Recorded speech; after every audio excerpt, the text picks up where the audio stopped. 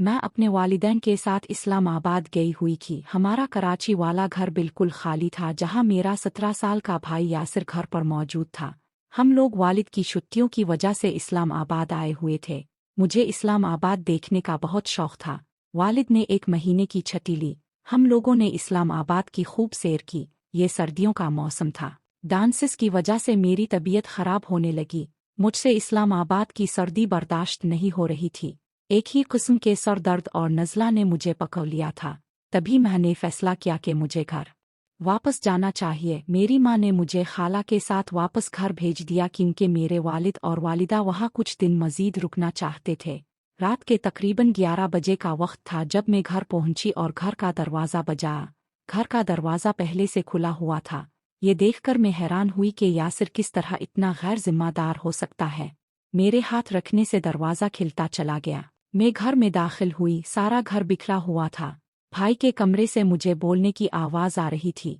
भाई को मेरे आने की कोई खबर नहीं थी। मैं अचानक खाला के साथ घर वापस आई। खाला ने मुझे घर तक छोड़ा और खुद वापस चली गईं। फिर मैंने आहिस्ता से दरवाजे से अंदर देखा तो ये देखकर मेरी हैरत की इंतहा ना रही कि भाई अपने दोस्तों के साथ एक लड़की को हमारे घर पर लाया था, और इस लड़की के साथ वो सब मिलकर इससे बारी बारी अपनी हवस का निशाना बना रहे थे। फिर वो लड़की अपनी मर्जी से ये सब करवा रही थी। वो लड़की बिस्तर पर हर पर्दे से आज़ाद लेटी हुई थी और मेरा भाई इसके साथ लगा हुआ था। मुझे यासिर से ये उम्मीद नहीं थी। वो देखने में इतना शरीफ लड़का नजर आता, मगर इसके करतूत ऐसे थे कि जिसे देखते ही मेरे पैरों के नीचे से ज़मीन निकल गई। फिर मैंने बैग उतारा। मैंने इस वक्त इस कमरे में जाना मुनासिब नहीं समझा, क्योंकि उन लड़कों ने बहुत ज़्यादा नशा किया हुआ था। मैं किचन में आई और अपने लिए खाना बनाने लगी, क्योंकि मुझे ज़ोर की भूख लगी हुई थी। फिर भाई के कमरे का दरवाज़ा हल्के से खुला तो भाई का दोस्त हमीद मुझे देख चुका था, मगर इसने भाई को कुछ भी नहीं बताया। हम दोनों ने एक दूसरे को देखा, मगर मैं नज़रें चराकर वहाँ से चली आई और इसे ये महसूस करवाया कि मुझे कुछ भी पता नहीं, क्योंकि हमीद मेरे भाई का बहुत अच्छा दोस्त था। वो अक्सर हमारे घर आता जाता था। मुझे पता नहीं था कि हमीद के अंदर एक भेड़िया छुपा हुआ था जो मेरे वजूद पर नजरें गावे हुए था और मौका की तलाश में था। मगर रात के इस पहर इसका यहाँ मौजूद होना मुझे अजीब लग रहा था, क्योंकि मेरे वालिद ने मेरी वजह से मेरे भाई को सख्ती से मना किया हुआ था कि अपने दोस्तों को घर पर लेकर ना आया करो, क्योंकि मेरे वालिद बहुत सख्त मिजाज थे और भाई का यूं लड़कों को घर में लेकर आना उन्हें हरगिज पसंद नहीं था। वालिद हमेशा मुझे कहा करते कि जब भी मेरे भाई का कोई दोस्त दरवाजे पर आए तो मैं हरगिज दरवाजे पर ना जाओ और अपना दोपट्टा सर पर ले लो। मैंने कमरे में आकर खाना खाया और अपना मोबाइल चलाने लगी।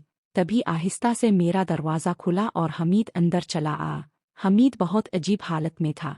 मैं इसे देखकर जल्दी से उठ खड़ी हुई और इसे कहा कि तुम यहाँ से बाहर चले जाओ, इस वक्त तुम अपने हवास में नहीं हो। हमीद ने दरवाज़ा बंद किया और मुझे बेड पर धक्का दिया।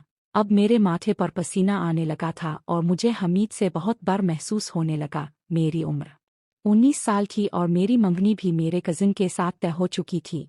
हम दोनों अक्सर फ़ोन पर भी बात करते थे और मेरा कज़िन मुझे बहुत पसंद करता था। मैं ग्रेजुएशन तक तालीम हासिल करना चाहती थी, जिसके बाद मेरी शादी तय थी। मगर इस वक्त हमीद को अपने सामने देखकर मेरे सर पर आसमान टूट रहा था। मैं अपने भाई को आवाज़ देती रही, मगर भाई तो किसी और लड़की के साथ मस्तियाँ करने में मसरूफ़ था। फिर हमीद ने मुझे बेड पर धक्का दिया और मैं बेड पर गिर पड़ी। मैंने जल्दी से उठना चाहा, मगर हमीद ने मुझे उठने नहीं दिया। इसने मेरे दोनों हाथों को किस कर पकड़ लिया। अब जो कुछ भी वो करने जा रहा था वो मेरे लिए नाकाबिल बर्दाश्त था। मैंने खुद को छुड़ाने की बहुत कोशिश की, मगर हमीद बहुत ताकतवर था। वो मेरे चीखने चलाने से बिल्कुल डरा नहीं, क्योंकि इसे पता था कि मेरा भाई इस वक्त मदहोश होकर किसी और की इज्जत तार तार कर रहा था। फिर इसकी अपनी बहन की इज्जत किस तरह से महफूज रह सकती थी। हमीद ने अपनी सारी हदें पार कर दी और मुझे कहीं भी मुँह दुखाने के काबिल नहीं छोड़ा। वो जी भर कर मुझसे सुकून हासिल करता रहा और मैं बेबस होकर आंसू बहाती रही। तकलीफ की शिद्दत बहुत महसूस हुई, क्योंकि मैं अभी तक कन्वारी थी और किसी भी लड़के के साथ ऐसे ताल्लुकात कायम नहीं किए थे। मुझे बस एक ही बात की फिक्र थी कि अगर मेरे मंगेतर को इस बात का पता चला कि किसी दूसरे लड़के ने मेरी इज्जत को तार तार कर दिया तो वो कभी मुझे नहीं अपनाएगा, बल्कि मेरे साथ अपना रिश्ता ख़त्म कर देगा। सारे ख़ानदान में मेरी बदनामी के चर्चे फैल जाएंगे। जब हमीद का दिल मुझसे भर गया तो वो मुझसे दूर हटा। खैर मैं पूरा दिन रोती रही और मैंने भाई के साथ इस बात का जिक्र नहीं किया। अगली रात फिर हमीद मेरे कमरे में आया। इसने मुझे बाजू से पकड़कर बेड पर गिरा लिया। अभी मैं पिछली रात को नहीं भूली थी कि एक बार फिर से ये क़यामत मुझ पर टूटने जा रही थी। फिर हमीद ने जी भर कर मेरा इस्तेमाल किया। मेरी आंखों से आंसुओं का दरिया निकला था। मैं बहुत मजबूर हो गई थी। जब हमीद का मुझसे दिल भर गया तो इसने मेरे कपड़े उठाकर मेरे मुंह पर मार दिए। इसके बाद वो यहाँ से चला गया। मैंने शावर लिया और हमीद की गई ज्यादतियों को खुद पर से मिटाने लगी, मगर ये दाग इतने गहरे थे कि पानी से जाने का नाम नहीं ले रहे थे, जिन्होंने मेरी रूह तक को छलनी कर दिया था। मैंने जल्दी से अपनी माँ को कॉल की और उनसे कहा कि उम्मी मेरी तबीयत सही नहीं, प्लीज अब जल्दी से घर वापस आ जाए। दूसरे दिन शाम होते ही मेरे घर वाले आ चुके थे। मेरे लिए बहुत ज्यादा परेशान थे। मुझे डॉक्टर के पास लेकर गए। डॉक्टर ने मेरा मुआयना किया।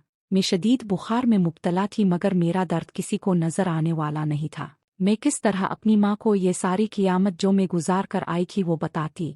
जब मेरे वालिदैन घर आए तो मेरे दिल को कुछ तसल्ली हुई, मगर मेरी दुनिया तो उजड़ चुकी थी। मेरा भाई जिन गलत कामों पर निकल पड़ा था उन सब की सज़ा आखिरकार मुझे मिल चुकी थी, क्योंकि ये दुनिया मुकाफ़ात अमल है।